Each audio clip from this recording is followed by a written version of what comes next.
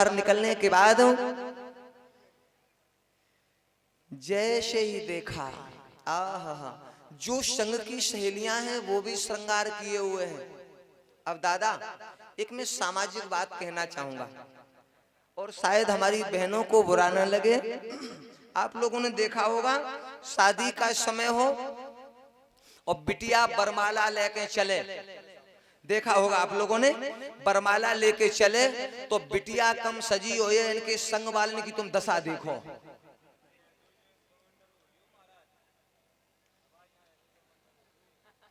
अरे मैया ये तेरी सभ्यता नहीं है, ये भारत देश की सभ्यता नहीं है। तुमने कहा देखो टीवी में जो होता सो हम करें। सम्मानित भैया रोहित यादव सन ऑफ मनीष यादव जी जोशी बगुया के बचने वाले भैया की तरफ से महाराज स्वामी शंकरानंद जी के नाती बेटा के उज्जवल भविष्य की कामना करूंगा। महाराज जी प्रसाद ले लेना। मैया देखो मैं मान रहा हूं प्यारे तुम संस्कारहीन मत होना। अगर तुम संस्कारहीन हो गई तो फिर भारत की नारियां और अलग देशों की नारियों में अंतर ही क्या रहेगा। तुम उस पिता की संतान हो, तुम उस मैया की संतान हो। जब मैं अपनी वृद्ध दादियों को देख रहा हूं, वृद्ध पिताओं को देखता हूं तो हमें लगता है कि ये मेरी अंतिम पीढ़ी है, ये अंतिम पीढ़ी है जो अपना मोबाइल नंबर नहीं जानती है, अपनी डेट ऑफ बर्थ नहीं जानती है, अपना आधार कार्ड नंबर नहीं जानती है।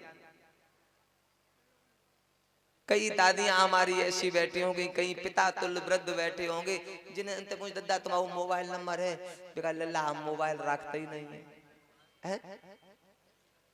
ये मेरी अंतिम पीढ़ी है। जब इसका दर्शन करता हूं तो हृदय रो पड़ता है। ऐसे सहज और सरल दिल वाले कहां मिलेंगे।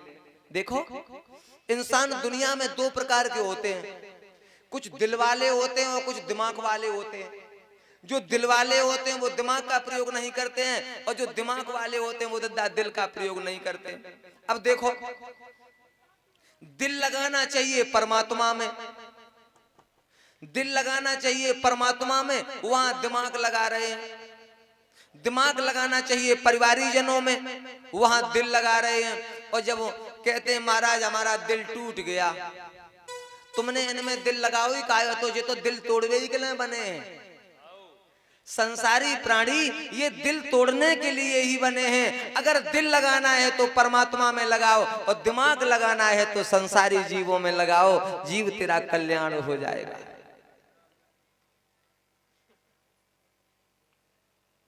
लेकिन प्यारे दिमाग परमात्मा में लगाया जाएगा।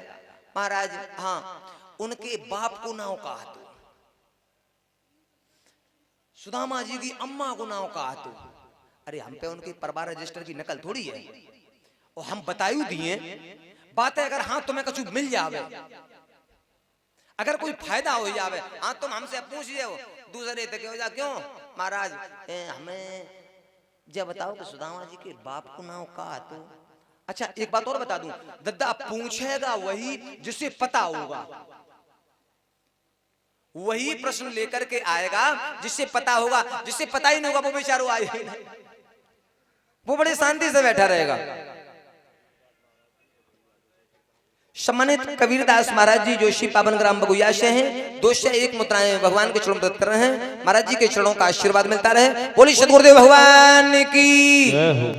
याद रखना आज से दिल लगाना है तो परमात्मा में लगाना है, दिमाग लगाना है तो संसारी जीवों में लगाना है। क्योंकि परिवार दिल से नहीं चलता है दद्दा, परिवार हमेशा दिमाग से चला है। जैसे ही रुक्मिणी बाहर निकल के आई, जिस हाथ में कंकन को बांधे हुए है,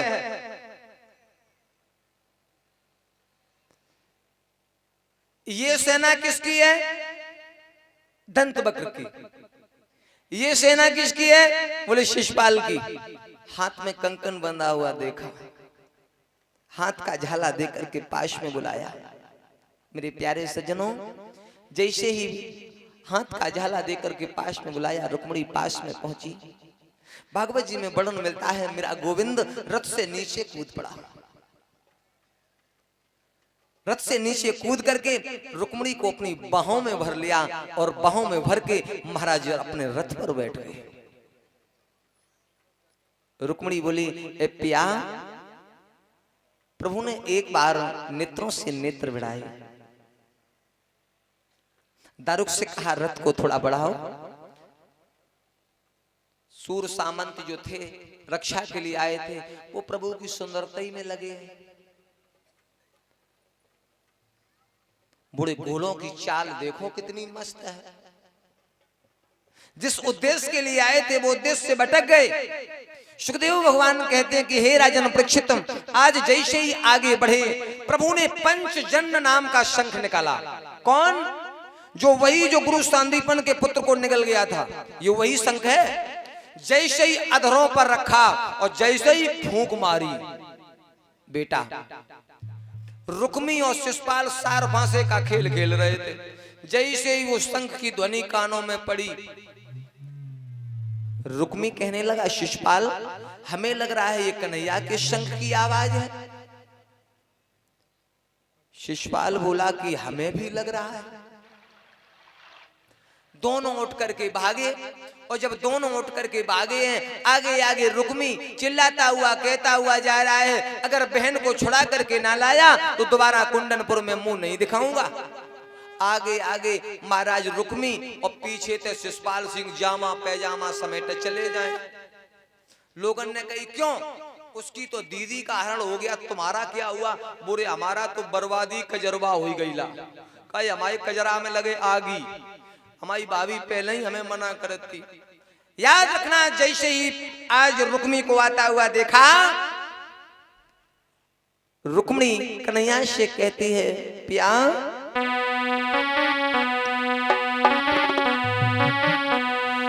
मेरो भैया सबल पिया हलके हो, तुम भाग चलियो।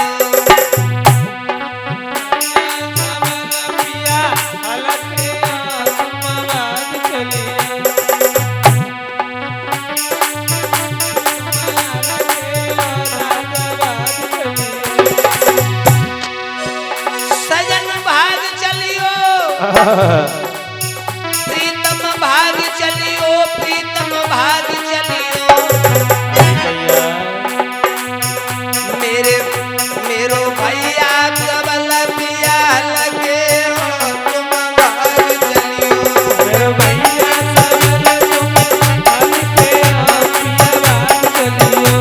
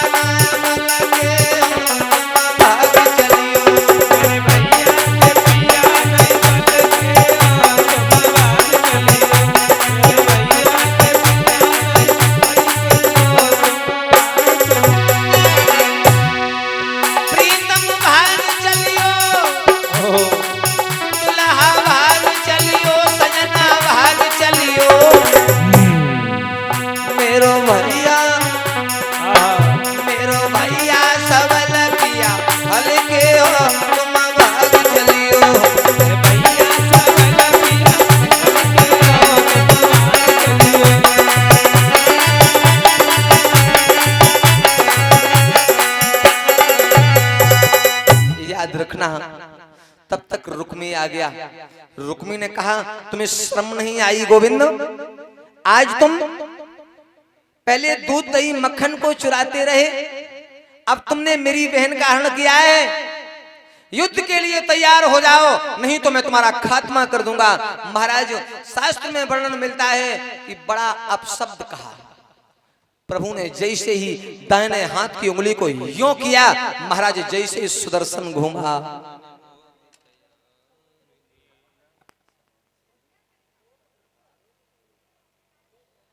सम्मानित बेटा लकी यादव शनोभ भैया पत्रकार जी जो इसी पावन ग्राम बगुया के बसने वाले हैं, बेटा की तरफ से 2 से 1 मुद्राएं प्रदत्त हैं। बेटा के उज्जवल भविष्य की कामना करूंगा। बोलो वृंदावन बिहारी लाल की, वक्त वत्सल भगवान की। सुखदेव भगवान कहते हैं कि हे राजन परीक्षित, जैसे ही रुक्मिणी ने भगवान मुरली मनोहर घनश्याम के हाथ में सुदर्शन देखा, झपट करके पिया के चरणों में गिर पड़ी।